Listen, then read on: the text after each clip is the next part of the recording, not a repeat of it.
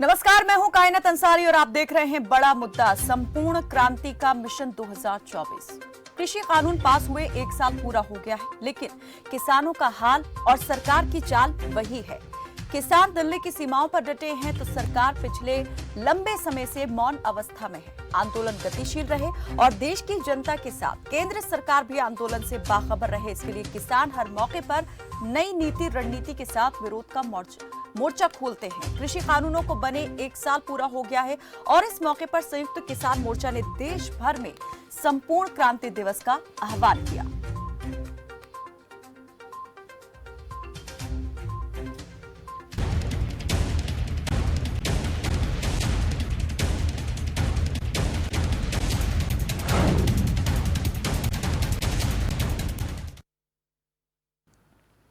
तो 5 जून को 3 कृषि कानूनों को बने पूरा एक साल हो गया है और इन कानूनों के विरोध में दिल्ली की सीमाओं पर डटे किसानों को भी 6 महीने से ज्यादा का अरसा गुजर चुका है। वक्त गुजर रहा है लेकिन हालात नहीं बदल रहे। किसानों का हाल नहीं बदल रहा, सरकार की चाल नहीं बदल रही। बदल रहा है तो आंदोलन का स्वरूप। कृषि कानूनों को एक साल पूरा होने पर संयुक्त किसान मोर्चा ने पूरे देश में आंदोलन का आह्वान किया। पंजाब, हरियाणा, यूपी में विरोध की कई तस्वीरें सामने आई। किसानों ने बीजेपी विधायकों और सांसदों के कार्यालयों के बाहर कृषि कानूनों की प्रतियां जलाई और विरोध दर्ज कराया। हरियाणा के जींद में किसानों ने संपूर्ण क्रांति दिवस मनाया और सरकार में शामिल 4 विधायकों के घर के बाहर प्रदर्शन किया। बीजेपी विधायक कृष्ण मिड्ढा के निवास के बाहर कृषि कानूनों की प्रतियां जलाई गई। वहीं पंजाब के मोगा में अलग अलग किसान यूनियन की ओर से अलग अलग स्थानों पर कृषि कानूनों की कॉपियां जलाकर रोष प्रदर्शन किया गया। सिरसा में बीजेपी सांसद सुनीता दुग्गल के आवास के बाहर किसानों ने 3 कृषि कानूनों की प्रतियां जलाकर अपने गुस्से का इजहार किया। कुल मिलाकर किसानों ने संपूर्ण क्रांति दिवस का असर बड़े स्तर पर दिखाया और देश भर में कई तस्वीरों के जरिए ये देखने को भी मिला। अपने घरों से जब किसान निकले थे उस वक्त उन्होंने कहा था कि 6 महीने का राशन पानी साथ लेकर चल रहे हैं और वो लंबी लड़ाई के लिए तैयार है। और अब तो भारतीय किसान यूनियन के नेता राकेश टिकैत ने भी साफ कर दिया है कि आंदोलन साल 2024 तक जारी रहेगा। अब सवाल यही कि क्या किसानों की ये क्रांति सरकार के फैसले को बदलने में कामयाब होगी या फिर किसान नेताओं के बीच सामने आ रहे मतभेदों की आंधी आंदोलन को ही अपने साथ उड़ा ले जाएगी। क्या होगा इस आंदोलन का नतीजा, इस पर करेंगे बात, लेकिन उससे पहले आपको सुनवाते हैं किसानों में कितना गुस्सा है सरकार के प्रति और क्या कहना है उनका इस क्रांति दिवस के मौके पर। जैसा कि भाई संयुक्त किसान मोर्चा का आदेश था 5 जून को 2021 को, भाई जो तीनों काले कानून सरकार ने जो किसानों के ऊपर पूरे भारत के अंदर थोपे हैं, इन काले कानूनों की जो कापियां हैं उनको भाई हर जिला हेडक्वार्टर पे पूरे भारत के अंदर हर जेजेपी के एमएलए के कार्यालय के बाहर और कोई एमएलए है बीजेपी का या एमपी है बीजेपी का उसके कार्यालय के बाहर इन तीनों काले कानूनों की प्रतियां जलाई गई हैं और सरकार से रोष जाहिर किया गया है। 3 काले कानूनों की प्रतियां जलाई गई। ये संयुक्त किसान मोर्चा दिल्ली की तरफ से कॉल थी और जैसी ही वहाँ से जो भी कॉल आवा उसकी हम पालना करा। आज पूरे भारत में जहाँ जहाँ भी सरकार के नुमाइंदे हैं वहीं पर इनकी प्रतियां इनके दरवाजों में जलाई जाने लगी। ये जो काले कानून है इनको आज बने को 1 वर्ष हो गया, हमारे को ये किसी भी सूरत में सरकार नहीं है। पूरे देश के स्तर पर संयुक्त किसान मोर्चा और राष्ट्रीय ट्रेड यूनियनों के आह्वान पर आज सांसदों और मंत्रियों के आवासों पर रोष प्रदर्शन करते हुए काले कानूनों की प्रतियां जलाई हैं। ये तमाम देश के सांसदों और मंत्रियों के लिए चेतावनी है कि आज ये प्रति जलाने के लिए हम आए हैं। आने वाले समय में अगर ये काले कानून और लेबर कोड्स वापस नहीं लिए तो जिस तरह से दिल्ली के चारों तरफ और पूरे देश में टोल प्लाजाओं पर मोर्चे लगे हुए हैं, पूरे देश के सांसदों और मंत्रियों के आवासों पे डेरे डाल के आवासों की घेराबंदी करके उनको उनके घरों में कैद करेंगे। तो कृषि कानूनों का 1 साल पूरा हो चुका है। 1 साल पहले 5 जून के ही दिन जो है 3 कृषि अध्यादेश लाए गए थे और तब से लेकर इनका विरोध जो है लगातार देखने को मिल रहा है। पंजाब में काफी पहले ही विरोध शुरू हो गया था, लेकिन उसके बाद में जब किसानों ने दिल्ली की ओर अपना रुख करना शुरू किया और दिल्ली की सीमाओं पर डट गए, उस बात को भी अब करीबन 6 महीने पूरे हो चुके हैं। 189 दिन से किसानों का ये प्रदर्शन जो है लगातार दिल्ली की सीमाओं पर चल रहा है, लेकिन किसानों और सरकार के बीच बना जो डेडलॉक है वो टूटने का नाम नहीं ले रहा है। 22 जनवरी वो दिन था जब किसानों और सरकार के बीच में आखिरी बार बातचीत हुई थी। कई दौर की बातचीत जो है सरकार और किसानों के बीच हो चुकी है, लेकिन दोनों के बीच सहमति नहीं बन पा रही है। सरकार कृषि कानूनों में संशोधन को तैयार है, लेकिन किसान जो हैं वो चाहते हैं कि तीनों कृषि कानून रद्द किए जाएं। तो आंदोलन लंबा खिंचता जा रहा है और अब तो किसान नेताओं ने भी ये कह दिया है कि चाहे 2024 ही क्यों ना आ जाए, 2024 तक ही वो किसान आंदोलन को चलाने के लिए तैयार हैं। आपको बता दें कि 2024 में जो है मोदी सरकार का जो दूसरा कार्यकाल है मोदी सरकार का, वो पूरा होने वाला है। आम चुनाव होंगे और अब नजरें किसानों ने उस पर अपनी टिका ली है कि अगर इस सरकार के कार्यकाल में बात नहीं बनती है तो फिर दूसरी सरकार से ही बातचीत की जाएगी। लेकिन सवाल यही उठता है कि अभी एक लंबा अरसा बीच में है, कई जो साल हैं वो अभी आने हैं और इस दौरान क्या यह आंदोलन इतना सरवाइव कर पाएगा, क्योंकि जिस तरीके से किसान नेताओं के बीच मतभेद देखने को मिले उनकी ये बात जो है थोड़ी सी मुश्किल दिखाई देती है। लेकिन जिस तरीके से एकजुटता भी किसानों में दिखाई देती है, वो एकजुटता भी इस बात में और ज्यादा विश्वास पैदा करती है कि किसान अपने इरादे को लेकर अटल है और वो जो कह रहे हैं वो करके दिखाने का भी हौसला और हिम्मत रखते हैं। इस पर ज्यादा बातचीत के लिए हमारे साथ बीजेपी प्रवक्ता बृजेंद्र नेहरा जुड़े हुए हैं, प्रवक्ता कांग्रेस के ओम प्रकाश डाबला हमारे साथ जुड़े हैं और हरियाणा किसान मंच के प्रदेश अध्यक्ष प्रहलाद सिंह भारूखेड़ा भी हमारे साथ जुड़े हुए हैं। आप सभी का बहुत स्वागत है हमारे साथ इस बातचीत में जुड़ने के लिए। सबसे पहले मैं किसान नेता प्रहलाद सिंह भारूखेड़ा से सवाल करना चाहूंगी। प्रहलाद जी, हाल नहीं बदल रहा है, लेकिन जो सवाल है वो अपनी जगह अटल है। आखिर कब तक ये आंदोलन यूं ही चलता रहेगा? क्या इस आंदोलन का कोई असर भी सरकार पर पड़ा है? क्योंकि अभी तक सरकार का जो स्टैंड है वो अपनी स्टैंड पर उसी स्टैंड पर कायम है, लेकिन किसान जो है अपने आंदोलन को लेकर लगातार नई रणनीति जो है बनाते दिख रहे हैं और इस बीच आप भी जानते हैं कि किस तरीके से किसान नेताओं के बीच मतभेद दिखाई दिए। ये आंदोलन जो है लंबा चलेगा। हमें भी लग रहा है कि शायद अभी जो सरकार है वो मानने को तैयार नहीं है, लेकिन सरकार इस आंदोलन को तोड़ने के लिए प्रयास बार बार करने की कोशिश कर रही है और किसानों को टॉर्चर करने की ये बार बार सरकार इस तरीके के हथकंडे अपना रही है। आंदोलन हमने जब यहाँ से चले थे ये फैसला करके चले थे कि जब तक 3 काले कानून रद्द नहीं होंगे हम घरों को वापस नहीं आएंगे, कानून वापस करवा के ही घरों को लौटेंगे। अब 6 महीने से ज्यादा समय यहाँ पर हो गया है बैठे हुए, लेकिन सरकार जो वो सोच रही है कि हम किसी भी तरीके से इस आंदोलन को तोड़ लेंगे। सरकार ने इन 6 महीनों के दौरान बहुत से ऐसे हथकंडे अपनाए, इस आंदोलन को जाति और धर्म में बांटने का प्रयास किया, इस आंदोलन को जो राज्यों के बीच लड़ाने का जो प्रयास किया। लेकिन देश की जनता इस बात को समझ चुकी है, क्योंकि बीजेपी की जो पुरानी आप इतिहास देखोगे उसकी रहा है तो इन्होंने हमेशा जात और धर्म के दंगे करवाकर ये सत्ता के अंदर आया और हर बात ये कहीं ना कहीं कोई ना कोई दंगा करवा के जो जनता के मुद्दे हैं उन मुद्दों को ये दबाने की कोशिश करते रहते हैं और बहुत सी बार ये सफल भी है। लेकिन अब की बार देश की जनता इनकी सारी चीजें समझ गई है कि ये सरकार जो है लोगों को आपस में लड़वा रही है और देश की जनता एकजुट होगी। किसान आंदोलन शुरू हुआ, लेकिन आज ये जन आंदोलन बन गया है और आज इस आंदोलन के साथ तमाम वर्ग जो है, कर्मचारी भी इस आंदोलन के अंदर शामिल हो गए, मजदूर भी इस आंदोलन में शामिल है, दुकानदार भी है, हर वर्ग जो इस आंदोलन के आगे। भारूखेड़ा जी, आपने उम्मीद लगा रखी है कि जब चुनाव होंगे, सरकार सत्ता परिवर्तन का वक्त आएगा, तब आपको सफलता हासिल हो सकती है। किस आधार पर आप ये उम्मीद लगाकर बैठे हुए हैं? क्या आपको वाकई में लग रहा है कि जब साल बदलेगा तो ये हाल भी बदलेगा? नहीं, सरकार को झुकना पड़ेगा। हमें पूरी उम्मीद है कि हम जब यहाँ पे बैठे हैं और लाखों लोग यहाँ पे बैठे हैं, सरकार को झुकना पड़ेगा। अभी ये देखो पीछे चुनाव, उसके अंदर भी इनका असर क्या, अभी यूपी के अंदर चुनाव आ रहा है। हमने इस आंदोलन की बात नहीं सुन रहे तो यूपी मिशन यूपी जो है वो कार्यक्रम हमने तय कर लिया है। यूपी के अंदर जाएंगे, प्रचार करेंगे। अभी इनकी जो लोकसभा की जिला परिषद की जो चुनाव हुआ था उसके अंदर इनकी बुरी तरह हार हुई है, क्योंकि अभी ये पूर्ण बहुमत से सत्ता के अंदर आए। इनको घमंड हो गया है कि हम सत्ता में आए हैं तो अब शायद सत्ता में हम ही रहेंगे। लेकिन अब लोगों का इनका जो नकली चेहरा था वो इनका नकाब उतर गया है, असली चेहरा जनता के सामने आ गया है। अब इनको झुकना पड़ेगा। यहाँ भी प्रहलाद जी, क्या लगता है कौन मांग पूरी करेगा? क्या बीजेपी से ही उम्मीद है या फिर किसी और से उम्मीदें बांधी हुई हैं?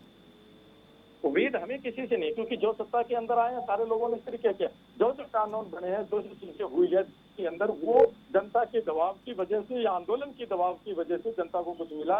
वरना जितनी भी पार्टियां आई इससे पहले वाले, उन्होंने भी कॉर्पोरेट घरानों को लाभ पहुंचाने का काम किया, ये भी कॉर्पोरेट घरानों को लाभ पहुंचाने का काम कर रहे हैं। और ये थोड़ा सा उनसे 2 कदम आगे है। ये जाति के दंगे करवाना, धर्म के दंगे करवाना, इस आंदोलन को दिशा बदलने के लिए कर रहे हैं। अभी हरियाणा के अंदर देखा आपने किस तरीके से हमारे किसान साथियों को यहाँ का एक जेजेपी का विधायक है वो गालियां दे रहा, जबकि जब संयुक्त मोर्चे ने फैसला कर रखा है कि हम सबका बहिष्कार हमने कर दिया पूरे हरियाणा प्रदेश के अंदर, कि हम आपका हुक्का पानी हमने बंद कर दिया, आप हमारे गांव में बताइए, आपका कोई कार्यक्रम नहीं हो। उसके बावजूद यहाँ के लोग जो है लोगों को उकसाने का काम कर रहे हैं, दंगा भड़काने की कोशिश करते हैं। लेकिन प्रदेश की जनता, आज भी हम टोहाना के अंदर खड़े हैं, जिस गोगली ने गालियां, लेकिन अब उसी संयुक्त मोर्चा ने ये भी तो फैसला लिया है कि अब किसी बीजेपी नेता के कार्यक्रम का विरोध नहीं किया जाएगा। क्या इसे इस तरीके से भी देखा जाए कि अभी कुछ दिन पहले जो विधायक का विरोध किया गया था और उसको लेकर के 2 अलग अलग यहाँ पर विचारधाराएं सामने आई थी, मत सामने आए थे किसान नेताओं के अंदर ही,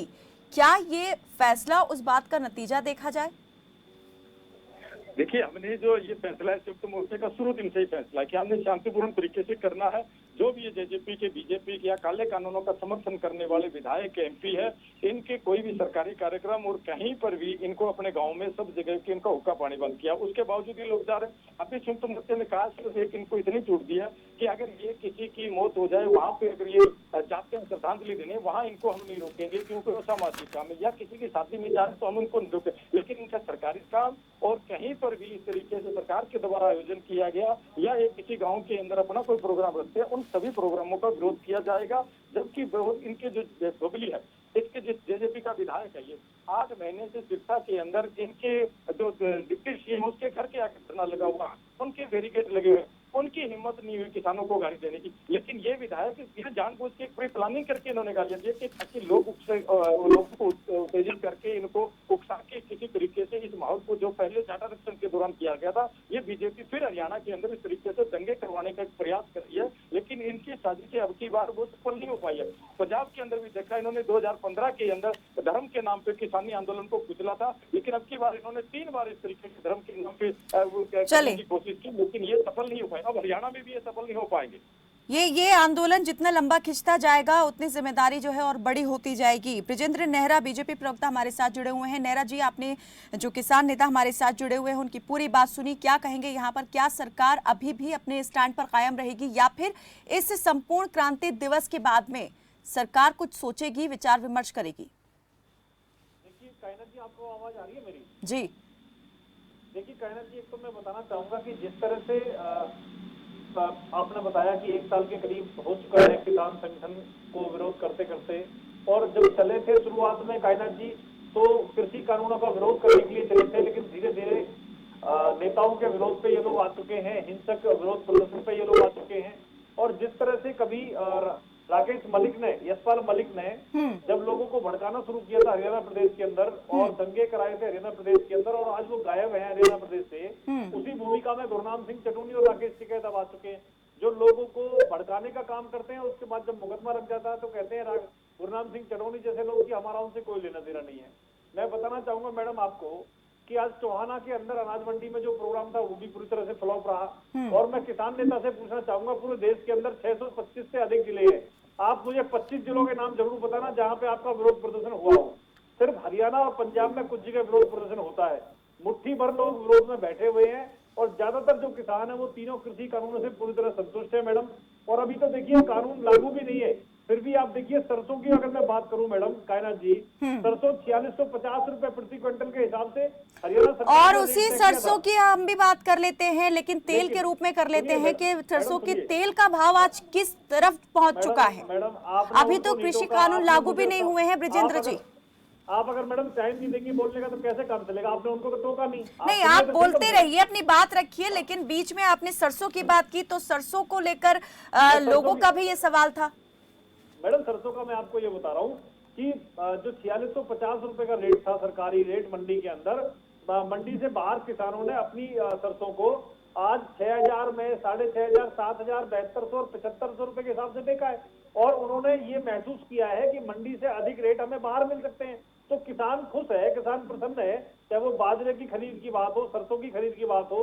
पिछली बार हमने 7 लाख मीट्रिक टन बाजरा और सरसों की खरीद की थी, और इस बार मैडम आपको जानकर खुशी होगी कि 16,000 करोड़ रुपए से अधिक राशि हमने किसानों के खातों में डायरेक्ट ट्रांसफर की है। और शायद कहीं प्रहलाद लेट जी हुए- ज्यादा इस खुशी का इजहार कर पाए। प्रहलाद जी, मैडम सुनिए, और कहीं अगर लेट हुई है तो 1 करोड़ रुपए हमने कह रहे हैं तौर पे उनको मौका प्रहलाद जी दिया। आऊंगी ब्रिजेंद्र जी को उनकी बात पूरी करने देते हैं जी। हमने ब्याज देने का काम किया। दूसरा मैडम 81 लाख गरीब मीट्रिक लोगों टन को हमने गेहूं सरसों का की तेल खरीद मिलता रखा था, वो इन्होंने जिससे बंद बढ़ा कर दिया। करके हमने 83 लाख सरसों का मीट्रिक तेल टन बंद इस कर बार दिया है। ये गेहूं की धीरे खरीद धीरे करने का काम किया है। करके आप मुझे बंद बताइए, करेंगे। और अभी किसानों ये के जो मुखिया बात के की रूप बात में कर रहे हैं, हमारे ओम प्रकाश धनखड़ जी ने काम किया है। किसानों के सुझावों को कृषि कानूनों में हमने शामिल करवाया है। और आप मुझे बताइए, अगर ये कांग्रेस पार्टी खरीदी ये है, किसानों के सरकार ने नहीं खरीदी है, सरकार ने नहीं खरीदी है, तो प्राइवेट ने खरीदी है। दीपेंद्र हुड्डा राज्यसभा से कानून पास हुए हैं और किसानों की ये मांग है, तो कांग्रेस पार्टी को दीपेंद्र हुड्डा जी को इस्तीफा देना चाहिए। मैडम, चलिए। कांग्रेस पार्टी अपने अस्तित्व की लड़ाई लड़ रही है और उस अस्तित्व की ओम प्रकाश डाबला जी,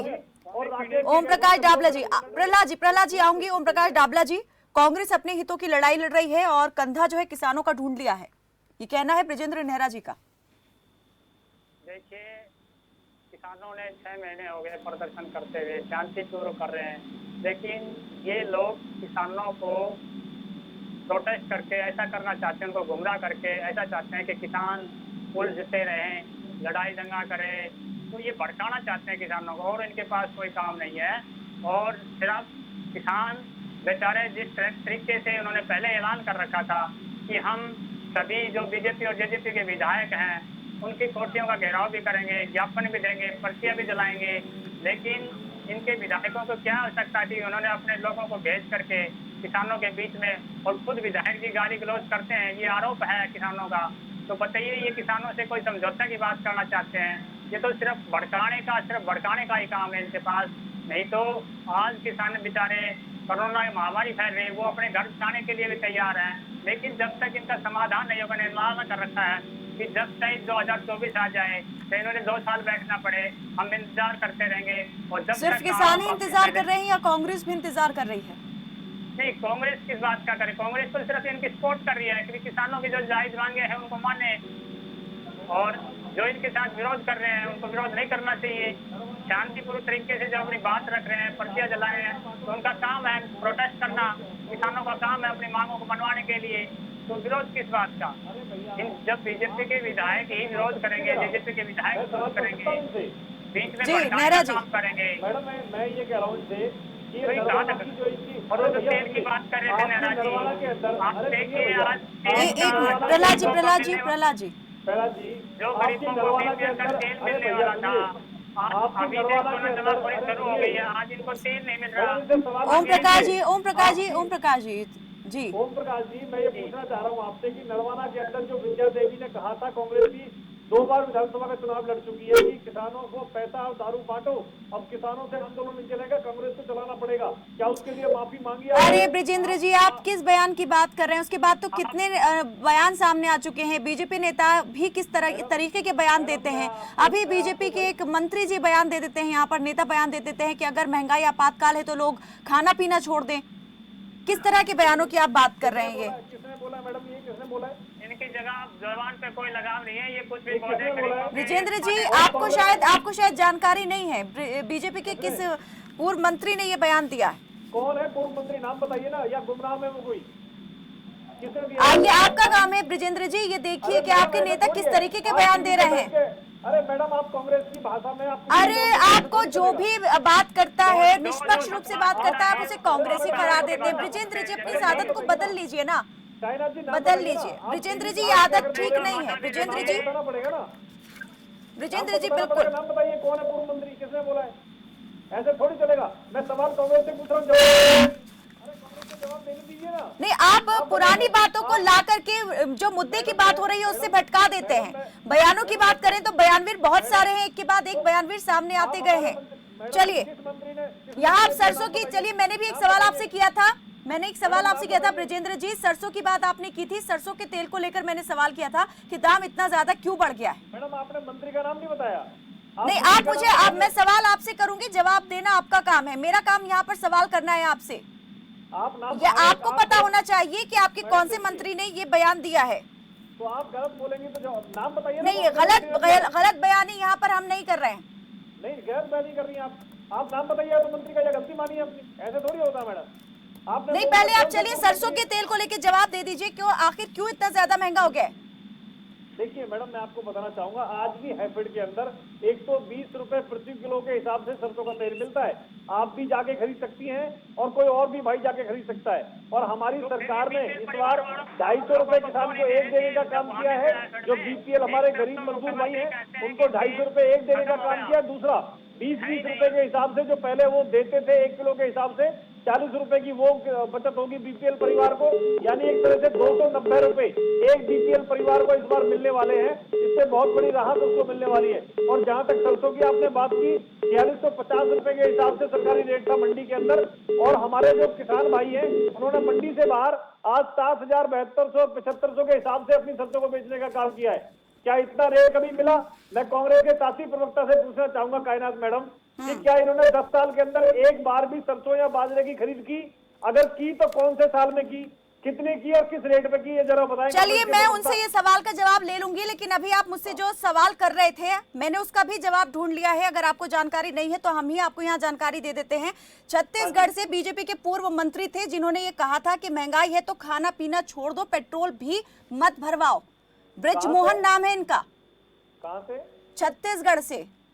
मैडम कहाँ? हरियाणा में? अरे सर, आप भी तो कहाँ की बात नहीं, देश की बात हो रही है ना। ये सिर्फ एक प्रदेश की आप बात करते हैं। किसान सिर्फ एक प्रदेश की मांग लेके नहीं बैठे 3 कृषि कानूनों के लिए। देश भर में ये कानून लागू हो रहा है, उसके विरोध में किसान बैठा हुआ है। आप बात कर रहे हैं तो एक प्रदेश की बात कीजिए फिर। नहीं ब्रिजेंद्र जी, बात कर रहे हैं तो एक प्रदेश की नहीं, पूरे देश की बात कीजिए आप। कृषि कानून सिर्फ एक प्रदेश का मसला नहीं है, पूरे देश का मसला है। मुझे लग रहा है आप सरकार को अगर बुलाती हो तो टाइम देना चाहिए और सुनना चाहिए। आप कांग्रेसी प्रवक्ता ब्रिजेंद्र जी, मैडम, ब्रिजेंद्र जी, मैं क्या आपसे बात कर रही हूँ? मसला पूरे देश का है, सिर्फ एक प्रदेश का नहीं है। किसान आंदोलन सिर्फ एक प्रदेश तक सीमित नहीं है। आप अभी भी अपनी बात को लेकर अपनी ही बात रखे जाएंगे सामने, नहीं सुनेंगे तो ऐसे काम नहीं चल सकता। आपने मैडम मनमोहन सिंह जी का जिक्र तो नहीं किया जो उन्होंने कहा था पैसे पेड़ पे लगते हैं क्या? 20 रुपए रोज कमाने वाले को ये गरीब नहीं बताते, आपने उसका जिक्र तो नहीं किया। आपने छत्तीसगढ़ के एक पूर्व मंत्री के बात को पकड़ लिया, वो भी पूर्व मंत्री, वो भी छत्तीसगढ़। तो सरकार ने गरीब बता दिया क्या 20 रुपए कमाने वाले को? मोदी सरकार ने गरीब बता दिया क्या? अरे आपने मनमोहन सिंह के बात का जिक्र नहीं किया। मनमोहन सिंह ने कहा था पैसे। ब्रिजेंद्र जी, क्या आप सरकारों की यहाँ पक्ष विपक्ष की बात नहीं हो रही है, यहाँ पर बात हो रही है जिम्मेदार बयान की। नहीं, जिम्मेदार बयान आप बताइए। आप क्या कांग्रेस और करते हैं, दूसरी पार्टियों का नाम लेते हैं? आपके अगर नेता कुछ गलत बयानी कर रहे हैं तो उसको भी बात कीजिए ना। जितने भी प्रहलाद जी, बड़े नेता हैं सबने गरीबों आप सिर्फ गोल गोल बातों को घुमाएंगे लेकिन मुद्दे की बात पर नहीं आएंगे। ब्रिजेंद्र जी, मैडम जी 20 रुपए जो रोज कमाता है वो गरीब नहीं, आपने उसका जिक्र तो नहीं किया। आप कांग्रेस का प्रवक्ता है कांग्रेस। अरे सर, आप फिर वही बात कर रहे हैं जो सामने आपको तस्वीर दिख रही है। अगर मैं सही को सही और गलत को गलत कह रही हूँ तो यहाँ पार्टी में लोगों को बांट देते हैं। मैडम सुनिए, मेरा एक सवाल का जवाब आपने नहीं लिया कांग्रेसी प्रवक्ता से कि इन्होंने 10 साल में हरियाणा के अंदर कितनी बार सरसों और बाजरे को खरीदा, किस रेट में खरीदा और कितना खरीदा, पूछ लीजिए जरा। आप पूछ लीजिए, पता चल जाएगा आपको सच्चाई क्या है। प्रकाश जी, ओम प्रकाश डाबला जी, का क्या भाव था कांग्रेस के राज में ही? ये 1475 अरे भैया बता दीजिए क्यों भाग रहे हैं बात से? मेरे सवाल नहीं सुना समझ में नहीं आती क्या बात आपको? मैं कह रहा हूँ 10 साल में कितनी सरसों बाजरा खरीदा ये बता दीजिए भैया। आप भाग रहे हैं। चलिए ब्रिजेंद्र जी, कांग्रेस प्रवक्ता भाग सकते हैं लेकिन आप तो नहीं भाग रहे हैं ना सवालों से। आप तो जवाब देंगे ना निष्पक्ष। मैं आपसे सवाल कर रही हूँ, आज गैस सिलेंडर का दाम क्या है? पहले 4 साल पहले क्या था, 7 साल पहले क्या था और आज क्या है गैस सिलेंडर का दाम? इतनी तेजी से क्यों इसमें उछाल आया? दूसरा, मैं आपसे ये सवाल कर रही हूँ कि खाद्य तेलों पर, खाद्य उत्पादों पर जो महंगाई तेजी के साथ बढ़ रही है वो इतनी तेजी के साथ ऊपर क्यों जा रही है? मैम देखिए, तेल की अगर मैं बात करूं तो सरसों की ये भी क्या हम बाहर देशों से आयात कर रहे हैं क्या? कच्चे तेल के दाम बढ़े हुए हैं इसलिए पेट्रोल डीजल का दाम बढ़ गया है। यहाँ सरसों का कैसे दाम इतनी तेजी से बढ़ गया रातों रात? मैडम देखिए, जो बॉन्ड कांग्रेस ने अपने टाइम पे खरीदे थे उसका ब्याज भरने के लिए करोड़ों रुपए हमारी सरकार पे कर रही है। और कोरोना जैसी महामारी के अंदर बहुत अच्छे से आप जस्टिफाई कर देती नहीं है। नहीं, आप बहुत अच्छी तरह जस्टिफाई कर रहे हैं। 7 साल से आप यही कर रहे हैं कि जो बॉन्ड भरे हुए थे आप वही भर रहे हैं। 7 साल बाद होश आया सरकार को। ये आप तय करेंगी क्या? मुझे क्या बोलना है? अरे ब्रिजेंद्र जी, जब कोरोना काल में लोग अपनी नौकरी गंवा रहे हैं, बेरोजगार हो रहे हैं, महंगाई की आप मार दे रहे हैं सरकार सरकार कर क्या रही है? सवाल यहाँ पर सरकार से सत्ता पक्ष को जवाब देना पड़ेगा। आप सवाल नहीं कर सकते, आपको जवाब देना है यहाँ पर। अगर मैडम बोलने का समय नहीं देना तो क्यों डिबेट में बुलाते हैं? आप कांग्रेसी प्रवक्ता हैं क्या? नहीं, आप बात गोल गोल घुमा रहे हैं, आप टू द पॉइंट बात नहीं कर रहे। तो मैं वो बोलूंगा कि जो आपको अच्छा लगेगा, मैं वो बोलूंगा जो मुझे आप जवाब भी तो वो नहीं दे रहे जो सवाल हो रहा है आपसे। ना बोलने का मैं तय करूंगा ना मुझे क्या बोलना है मैडम, आप थोड़ी तय करेंगे मुझे क्या बोलना है। आप सब कुछ अपना तय करके बैठे हुए हैं, लेकिन जब आपसे सवाल करने की बारी आती है उस वक्त आप अपना अपना ही कहते हैं। प्रहलाद जी, मानसिकता लग रही है अरे सर, आप सबका कांग्रेसीकरण कर दीजिए, सबका कांग्रेसीकरण कर दीजिए, लेकिन जवाब तो दीजिए। आप जवाब तो दीजिए। सिर्फ ये कह के आप पल्ला नहीं झाड़ सकते कि आप कांग्रेसी हैं या कांग्रेस की विचारधारा रखते हैं। आप किसान को नहीं टोकेंगे, आप प्रहलाद जी बोलने में टाइम नहीं देंगी, ये कोई तरीका थोड़ी है मैडम आपका। आप टोकिए ना कांग्रेसी प्रवक्ता को एक बार भी, आप थोड़ी तय करेंगे मुझे क्या बोलना है। मैंने उनसे भी सवाल किया कि कांग्रेस भी इंतजार कर रही है या तो सिर्फ किसान सवाल कर रहा है, वो जवाब दिया उन्होंने। अगर आप नहीं सुन रहे हैं तो ध्यान पूर्वक सुन लीजिए, सिर्फ अपनी बात कहने मत आया कीजिए। प्रहलाद जी, आप पक्षपातपूर्ण तरीके से डिबेट कर रही है मैडम। एक तो इसको आप चुप कराइए, ये चैनल के ऊपर आके बैठ के डिबेट करने का सिर्फ टाइम खराब कर रहे हैं। बोलने का इनको पता नहीं है, ना इनको जानकारी है कि क्या बोलना है क्या नहीं बोलना है। बोलने का तय करेंगे देश का किसान की क्या बोलना है, बीजेपी की प्रवक्ता तय नहीं करेंगे क्या बता दीजिए। आज किसान नेताजी कमरे के अंदर बैठ मैडम किसान नेता से सवाल कर लूं, यहाँ सड़क के ऊपर किसान नेता से सवाल कर लूं। प्रहलाद जी, ब्रजेंद्र जी कुछ सवाल आपसे करना चाह रहे हैं। जी, मैं किसान नेता जी, अरे सुनिए किसान नेता जी, सवाल कर लेता हूँ आपसे। 2014 आप किसानों के नेता हैं, कच्चे तेल का जो कीमत है मैडम एक सवाल तो ले लीजिए इनसे। ज्यादा बढ़ गई थी। प्रहलाद जी, बीच में रोकने के लिए माफी चाहूंगी। ब्रजेंद्र जी बहुत देर से कुछ कह रहे हैं, वो सवाल करना चाह रहे हैं आपसे। चलिए उनका सवाल ले लेते हैं। खुद वो जवाब नहीं देंगे लेकिन सवाल जरूर करेंगे। जी, किसान नेता बहुत दावा कर रहे हैं कि इनको सब कुछ जानकारी है। मैं भी किसान का बेटा हूँ, छोटा सा किसान हूँ।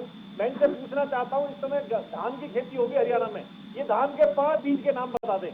धान की जो 5 फसलें लगती है उनके नाम बता दीजिए। चलिए आप किसान नेता मान लेंगे हम आपको। आप तो बस जी के पर ही उतर आए। जी प्रहलाद जी, बताइए मैडम, कर देंगे क्या मैडम? उनको जवाब तो दे दीजिए। मैं किसान से जवाब मांगता हूँ, आप भी ऐसे लोग बीजेपी के प्रवक्ता। अरे मैं पूछ तो रही हूँ और किस तरीके से पूछे। प्रहलाद जी जवाब दे दीजिए ब्रजेंद्र जी को। ये क्या मुद्दा है कि 5 किस्मों का नाम बता दीजिए? ये किसी टेस्ट में बैठे हुए हैं? किसान जिस बात को सीधे सरल तरीके से समझा रहे हैं सरकार वो तो समझ रही नहीं है, बीच में और बाल से बारीक सवाल आप कर रहे हैं। जी प्रहलाद जी, अरे धान की 5 किस्मों के नाम बता दीजिए। प्रहलाद जी के भाव है वो 92 से भी ज्यादा हो गए हैं। और अरे आपको धान की किस्मों का नाम नहीं पता क्या? आप किसान नेता बन के बैठे हैं। की कीमत कब हो रही है तब ये बढ़ा रहे। सिलेंडर का जब ये सरकार में थे पे प्रदर्शन करते थे तब 250। चलिए ब्रजेंद्र जी, जो प्रयोग सरकार इन कृषि कानूनों के तौर पर देश भर में करना चाहती है वो बिहार में बहुत पहले ही करके देखा जा चुका है। रिजल्ट हमारे और आपके सभी के सामने है कि कितना खुशहाल है बिहार का किसान। बहुत बहुत शुक्रिया आप सभी मेहमानों का हमारे साथ इस बातचीत में जुड़ने के लिए। तो संयुक्त किसान मोर्चा के अनुसार 5 जून 2020 को मोदी सरकार 3 कृषि अध्यादेश लेकर आई थी और इसी दिन 1974 में पटना के गांधी मैदान में लोकनायक जयप्रकाश नारायण के संपूर्ण क्रांति का नारा दिया गया था और देश में जन आंदोलन खड़ा किया गया था और किसानों ने भी उसी नारे के साथ आंदोलन को और तेज करने की हुंकार भरी है। लेकिन देखने वाली बात यही होगी कि क्या ये नारा अपना इतिहास दोहराएगा। फिलहाल के लिए मेरे साथ बस इतना ही। आप देखते रहे खबर फास्ट। नमस्कार।